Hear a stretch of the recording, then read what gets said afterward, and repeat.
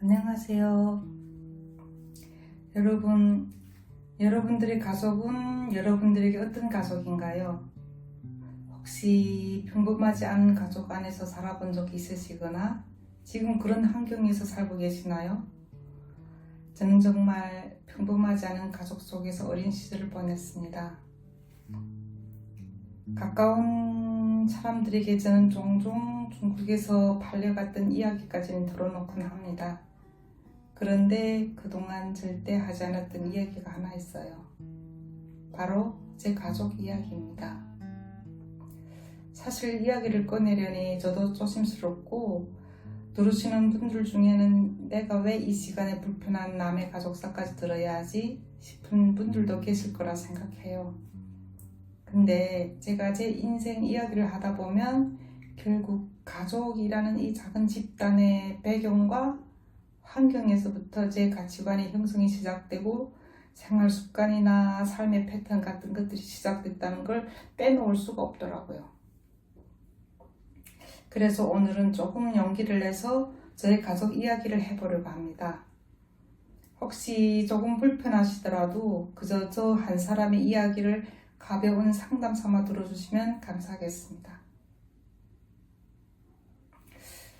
우리 집안에는 늘 보이지 않는 벽이 겹겹이 쌓여 있었어요.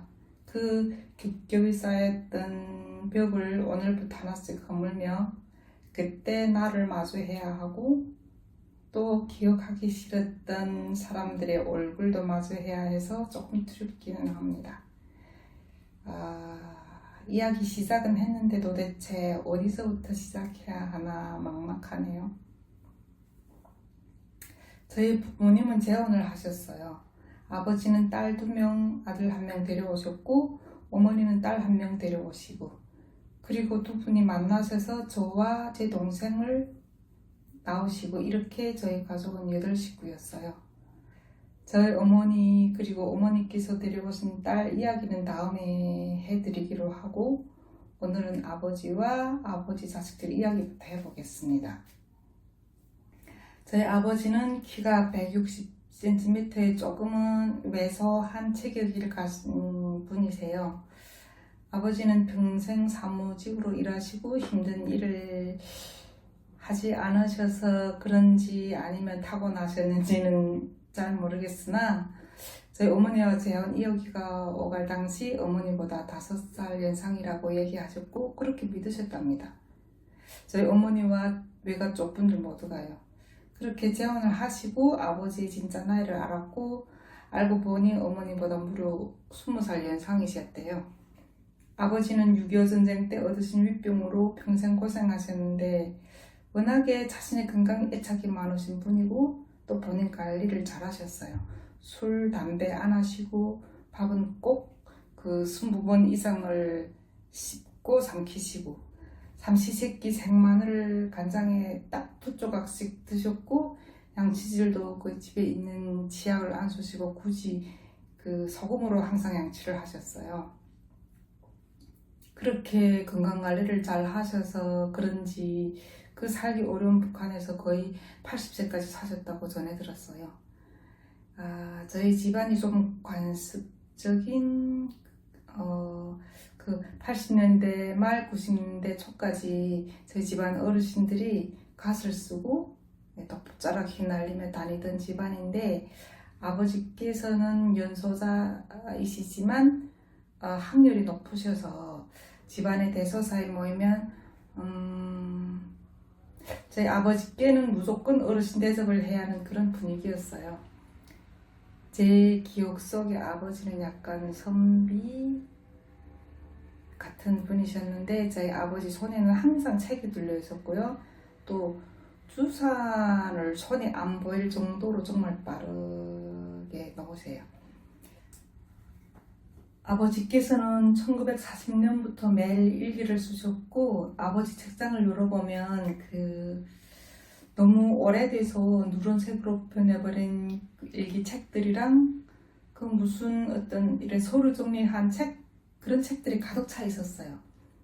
어쩌다 한 번은 제가 아버지 어머니께서 싸우고 나신 다음날 아버지께서 일을 가시고 집이 비어 있을 때 아버지의 일기장에는 과연 어떤 이야기들이 씌어져 있을까 너무 궁금한 마음에 아버지 일기책을 몰래 꺼내 읽어보았는데 이걸 제가 읽을 수가 없었어요.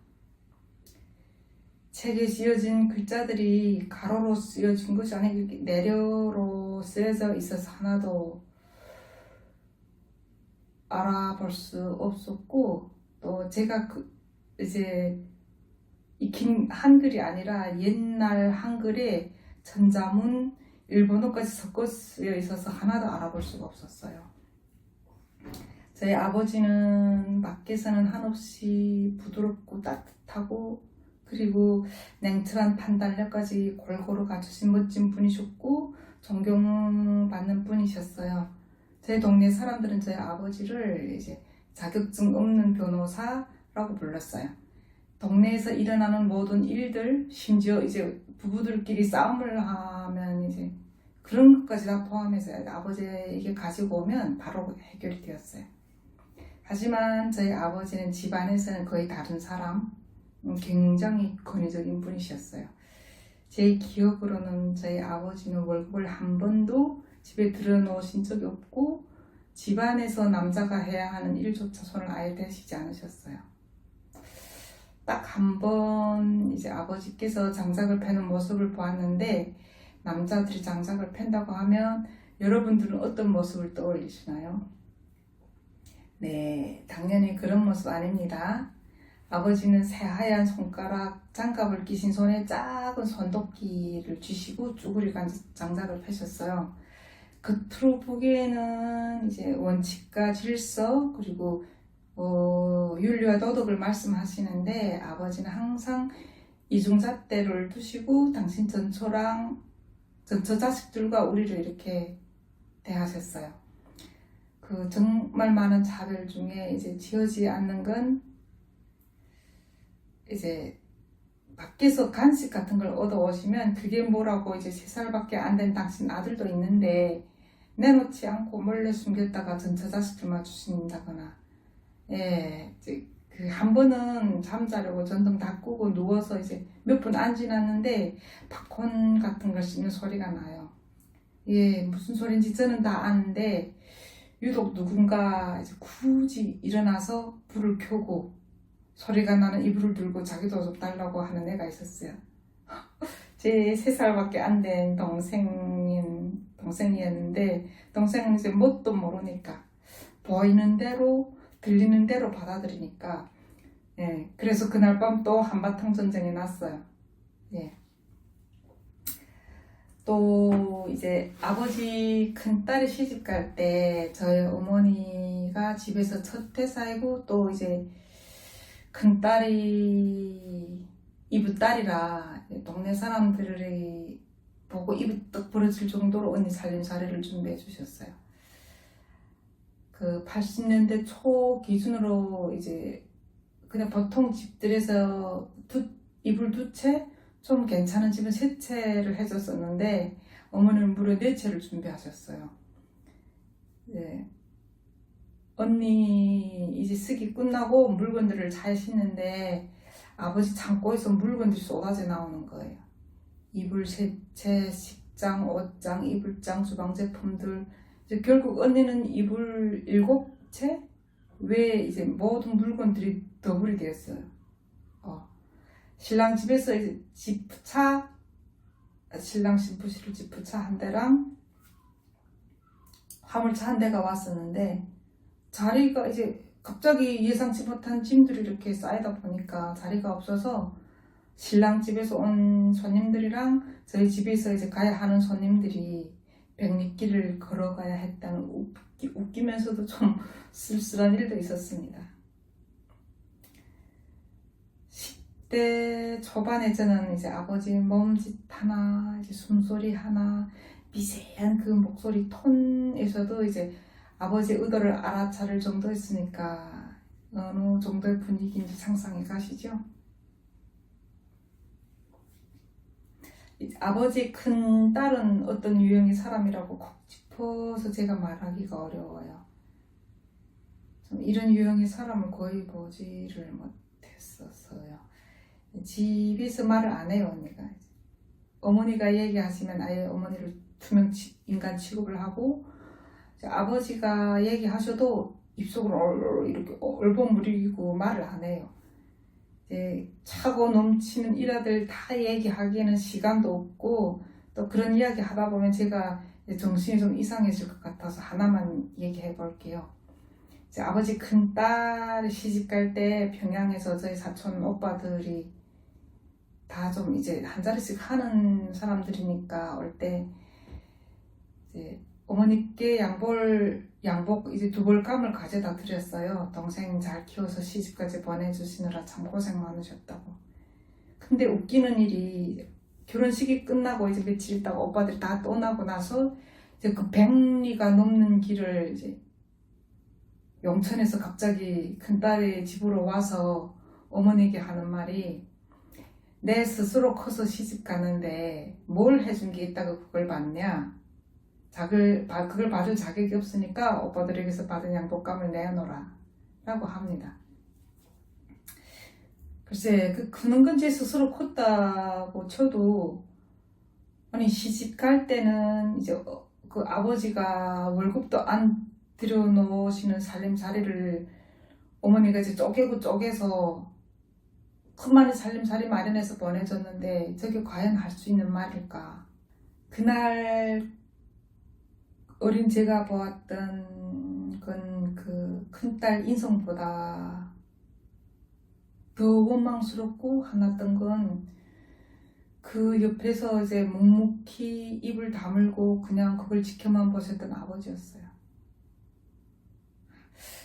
저희 큰언니에 대해 한 가지라도 좋은 점을 이야기하고 싶어서 하루 종일 제 기억 속을 뒤져봤는데 끝내 찾지를 못했어요.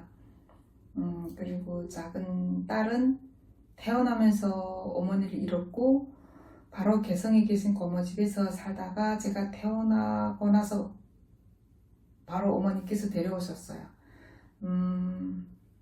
작은 언니는 자랑하고 싶은 게 노래 천재였어요. 이미 그 개성시나 평양시 쪽에서 이제 유치원 어린이들 노래 그 자랑 같은 데 나가서 뭐 이제 1등 받은 그런 경험들도 있고 해서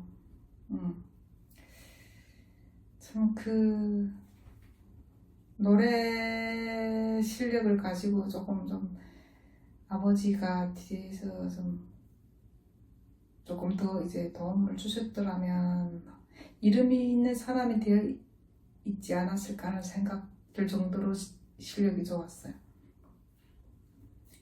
그 작은 언니는 8살에 어머니가 생겼으니까 어머니에게 다가가려고 했지만 큰 딸이 가운데서 동생을 어머니에게 다가가지 못하겠어요. 저는 그 이유를 모릅니다. 저도 그때는 아기였으니까. 제가 뭔가를 알 때쯤 작은 언니도 이미 어머니와 멀어져 있었어요. 아버지 두 딸은 어머니는 물론이고 어머니가 데려온 딸과 그리고 저와 제 동생도 가족으로 이제 생각하지 않았어요. 혹시라도 이제 저랑 같이 언니들이 길을 걷다가 친구들이라도 만나서 이제 친구들이 어머 얘 누구니? 하고 물어보면 그들은 항상 그런 애 있어 라고 대답을 했어요. 절대로 동생이라고 얘기한 일이 없어요. 그냥 가족이라는 그 소중한 이름 아래 같은 공간에 저희는 살았지만 서로 다른 곳을 보고 다른 생각을 하고 다른 이야기를 하면서 이제 남보다 못한 사이로 살았었어요.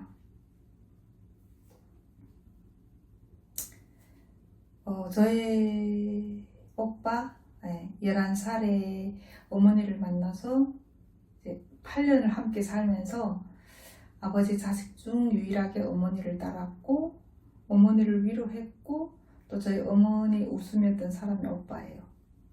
오빠는 학교 졸업하면서 군대 가고 싶었지만 힘이 달로 군대 못 갔고 소원의 군복을 입는 거라 저희 작은 위숙부님께서 해령시 상하수도 사업소 보혜대 자리를 만들어 취업시켜 주셨어요. 그곳에서 한 10개월 정도 일을 하고 그 일이 이제 하루 종일 총을 어깨에 메고 그냥 가만히 서 있는 일이라 너무 지루하고 심심하고 재미없었나 봐요. 그래서 오빠가 절도를 또 하고 싶다라고 해서 작은 외숙부님께서 또 사람들에게 부탁을 해서 오빠가 결국 철도에 취직을 했습니다. 빨간 깃발 들고 차랑 이제 연결하고 분리할 때 이제 신호로 기관사와 작업자에게 지시하는 신호수 일을 했었어요. 그 일터랑 집 거리가 꽤 멀어서 3교대 일을 해야 하니까 오빠는 합숙 생활을 하면서 교대 바뀔 때면 한 번씩 집으로 오곤 했어요. 오빠가 쉬는 날이면 어쩌다 집에 오는데 집에 오면 절대로 신발 벗고 방에 먼저 올라가는 일이 없었어요. 저희 동네는 수돗물이 없어서 동네에 있는 이제 우물에서 물을 길어 먹어야 했고 나무도 산에서 직접 해다가 도끼로 패서 불을 떼야 했고 이 일을 우리 집안에서 그 누구도 하지 않았어요. 어머니 딸이 11살 때부터 어머니 도와드린다고 물을 깃고는 했지만 매일같이 할 수는 없으니까 항상 어머니 혼자 다 감당하셨었죠. 오빠는 항상 집에 들어서면 물독부터 확인을 하고 물이 없으면 물을 길에다 독 가득 채워놓고 나무를 패서 부엌에 들여다 다 채워놓고 부엌에 내려가 불을 붙이면 가마가 끓을 수 있게 딱 미리 다 준비해놓고 나서야 신발을 벗었어요. 이제 신발을 벗고 방에 올라오면 또 그냥 앉아있는 게 아니고 어머니가 편하게 저녁밥 치우시라고 제 동생이랑 저를 이제 양쪽 무릎에 앉혀놓고 놀아줬어요. 이제 12월 25일이 저희 오빠 생일이에요. 북한에서 이제 12월 24일이 김일성 부인 생일이어서 공식적인 명절로 정하고 그날은 쉽니다. 그래서 어머니도 그날은 쉬셨고 쉬시면서 오빠 생일 잘해주신다고 쇠졸그로 쌀가루를 내서 이제 여러 가지 떡과 반찬들을 좀 많이 만들어 놓으셨어요. 24일 날 새벽에 오빠가 밤교대 바뀌는 날이고 또 생일 겸 해서 집으로 왔어요. 오빠는 이제 집으로 오자마자 생활하시는데 보태 쓰시라고 어머니에게 월급 봉투를 통째로 이제 꺼내드렸어요. 어머니는 이제 젊은 애가 합숙생활하면서 그 돈도 모자랄 건데 뭐하러 내놓냐고 그냥 가져가서 쓰라고 그러면서 돈 봉투를 오빠 주머니에 막 도로 넣어주셨어요. 네. 그 25일 날로 이제 넘어가는 새벽 12시에 교대를 해야 되니까 24일 날 저녁 6시 좀 넘어서 오빠가 일하러 간다고 분주하게 준비하는 동안에 어머니는 또 이제 친구들과 나눠 먹으라고 오빠 배낭에 떡들과 반찬도 바리바리 싸 넣어주셨어요. 오빠는 일하러 가면서 어머니께 이제 힘드신데 생일상도 차려주고 친구들 떡도 챙겨줘서 고맙다고 갔다 오겠다고 인사하고 나가면서 저에게 살짝 눈치짓을 했어요. 따라 나오라고. 제가 오빠 따라 나갔더니 어머니가 안 받으시고 넣어주셨던 그 돈 봉투를 꺼내서 제 손에 꼭 쥐어주시면서 오빠가 멀리 가서 보이지 않을 때 어머니께 드리는데 아버지랑 누나가 보지 않을 때 몰래 드리라고 했어요. 그리고 저에게는 이제 어머니 말 잘 듣고 동생 잘 돌보라 하면서 잘 있어라 손 저어주면서 떠났는데 그게 제 기억 속에 남은 오빠의 마지막 모습이었어요.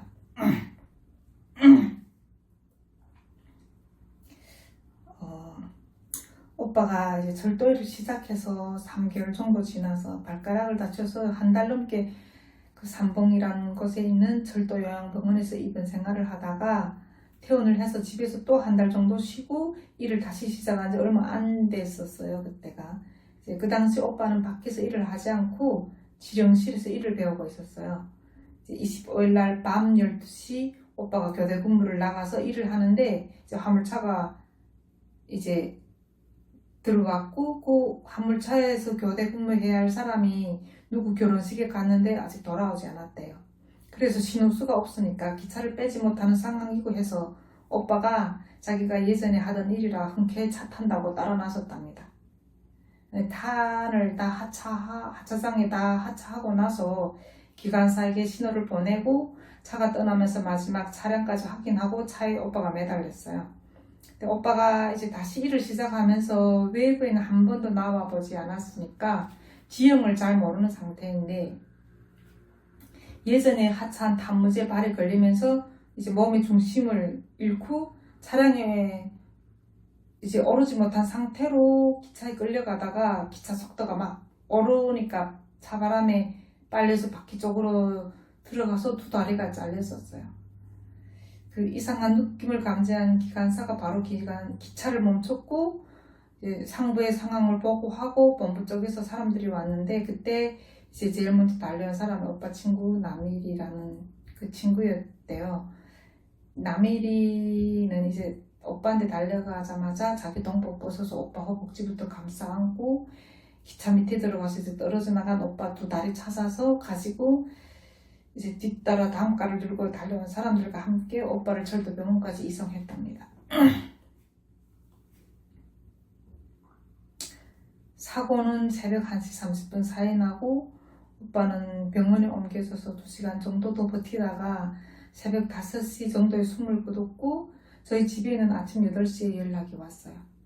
사망한 이야기는 없었고 사고가 좀 났다고 해서 이제 아버지랑 어머니는 오빠를 집으로 이제 데리고 온다고 선술에 끌고 정신없이 그 2시간 걸리는 거리를 달려서 병원에 도착했어요. 이제 나와 기다리던 간부들이 아버지 어머니에게 사고 경위를 설명하고 오빠가 사망했음을 알렸어요. 어머니야, 이제 아버지께서 오빠의 시신이 안치된 곳으로 안내돼서 들어가니까 그 흰 백포가 씌어진 곳에 오빠가 누워 있었고, 어머니랑 아버지는 그냥 완전 그 자리에서 막 기절하셨죠. 그러니까 어제 금방 봤는데 잘 갔다 오겠다고 했는데 지금 시신이 돼서 눈앞에 있으니까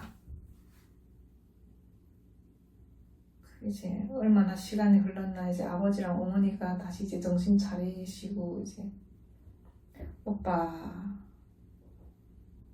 시신을 확인하려고 하는데 그 의료진들이 이제 보면 보기 힘드니까 보지 마시라고 하는데 이제 기어코 보겠다고 이제 다가가는데, 그때 신기한 일이 일어났어요. 이제 오빠 시신에 씌어진 하얀 백포가 천천히 이제 붉은물이 한 색으로 변하기 시작하더래요. 의사 선생님들은 당연히 이상한 일이라고 했었죠. 왜냐면 오빠가 이제 그 두 다리가 잘리다 보니까 이제 과다출혈로 사망했는데 이미 몸에 피가 없는 상태인데 어떻게 흰 백포가 이제 붉은물이 한 색으로 변할 수 있냐인 거죠.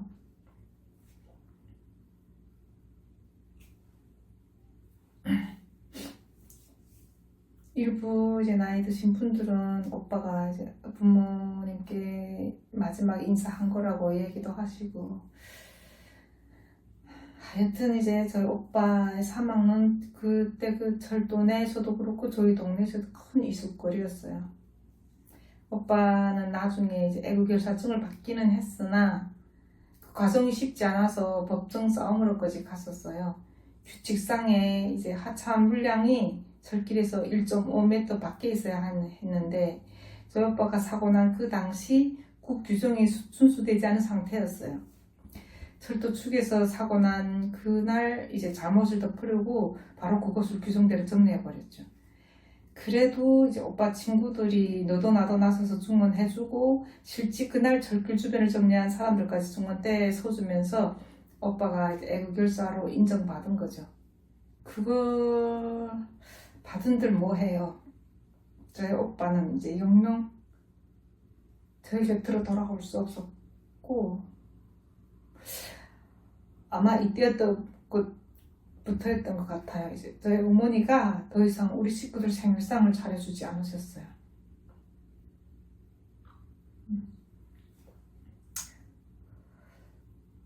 그렇게 저희 오빠는 우리 곁을 떠났고 애국결사증 하나만이 남아있고, 그곳으로는 오빠의 빈자리를 메울 수 없었어요. 시간이 지나도 저는 아직도 그날 새벽에 손 흔들어주며 떠나던 저희 오빠 모습을 지금도 기억하고 있죠. 이제 매년 크리스마스가 다가오면 거리가 정말 아름답잖아요. 반짝이는 불빛과 캐럴 소리가 이제. 근데 그때는 제 마음이 더 쓸쓸해져요. 누군가에게는 이제 기쁨의 날이지만 저에겐 슬픔과 고림이 더 짙어지는 날이거든요. 네, 오늘은 여기까지 마무리 지어볼게요. 여러분도 각자의 가족 이야기가 있을 겁니다. 혹시 가슴에 묻어둔 그 누구에게도 말하지 못한 사연이 있다면 이곳 댓글창에 함께 나눠주세요. 다음 이야기 응원해주시고 구독과 좋아요, 알람 설정은 사랑입니다. 오늘도 제 이야기를 들어주셔서 감사합니다. 다음에 또 만나요.